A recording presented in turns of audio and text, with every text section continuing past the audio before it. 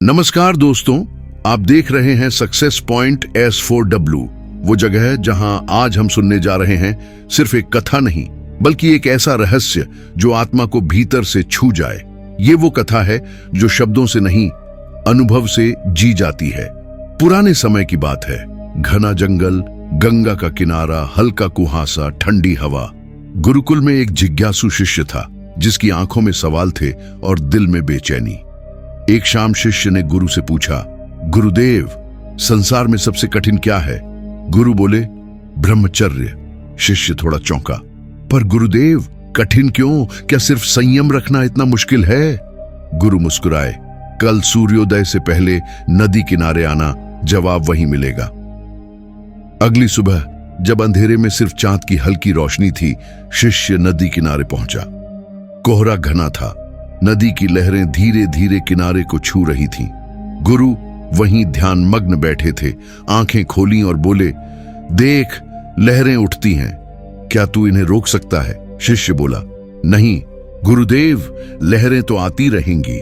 गुरु ने गहरी नजर से उसकी आंखों में देखा, तो फिर तू कामना की लहरों को भी क्यों रोकना चाहता है? शिष्य चुप रहा। गुरु बोले, ब्रह्मचर्य का रहस्य सप्रेशन में नहीं, ऑब्जर्वेशन में है। लहरें उठेंगी, तू देख, डर मत, लड़ाई में मत पड़, बस देख। देखना ही अग्नि है जो इस ऊर्जा को शुद्ध करती है। शिष्य बोला, पर गुरुदेव, मैं डरता हूं, अगर मैं देखता रहूं तो कहीं ये कामना मुझे डुबा न दे। गुरु मुस्कुराए, यही डर ही तो सबसे बड़ी बाधा है। डर से जो संयम आता है वह असली ब्रह्मचर्य नहीं है। असली ब्रह्मचर्य तो निर्भय दृष्टि से देखने से आता है। देखना ही ध्यान है और ध्यान ही ब्रह्मचर्य है। गुरु ने एक सूखी लकड़ी उठाई। देख, अगर लकड़ी सूखी हो तो अग्नि उसे जलाकर राख कर देगी, लेकिन अगर उसमें रस हो, जीवन हो, तो वही अग्नि उसे दीपक की लौ में बदल देगी। शिष्य ने हैरानी से पूछा, तो क्या काम शक्ति बुरी नहीं है? गुरु बोले, नहीं, काम शक्ति तो जीवन का मूल स्रोत है। दुनिया की हर सृष्टि उसी से हुई है। समस्या शक्ति में नहीं, तेरे दृष्टिकोण में है। तू काम को मारना चाहता है, इसलिए वह तेरी छाया बनकर पीछा करती है। लेकिन अगर तू देखना सीख जाए तो वही शक्ति ध्यान, करुणा और प्रेम में बदल जाएगी। फिर गुरु शांति से बोले, ब्रह्मचर्य का असली रहस्य सिर्फ शरीर का संयम नहीं है। मन का संयम, कल्पना का संयम और वाणी का संयम भी उतना ही जरूरी है।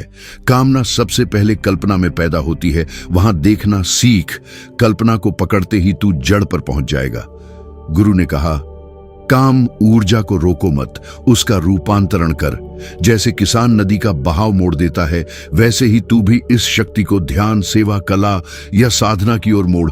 वही ऊर्जा तेरे भीतर ऊपर उठेगी, मूलाधार से सहस्रार तक, और तब ब्रह्मचर्य घटेगा, स्वाभाविक रूप से, सहज रूप से। शिष्य की आंखें भर आईं। गुरु ने उसके कंधे पर हाथ रखा। सुन, सप्रेशन से कुंठा बनती है, लेकिन ऑब्जर्वेशन से शक्ति बनती है। लड़ाई से हार मिलेगी, लेकिन देखकर जो तू दोस्ती करेगा वही तुझे मुक्त करेगा।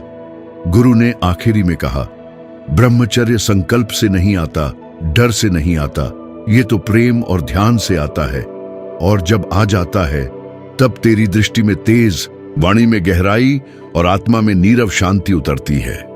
शिष्य को उस क्षण अनुभव हुआ, ये रहस्य शब्दों में नहीं, साक्षी भाव में छुपा है।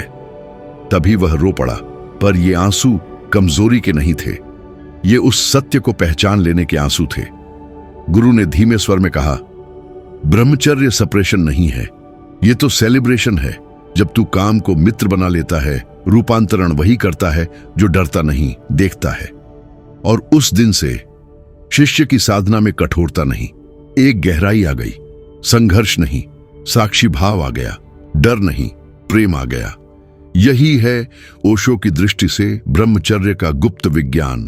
रिप्रेशन नहीं, रूपांतरण, संघर्ष नहीं, समझ व डर नहीं, ध्यान,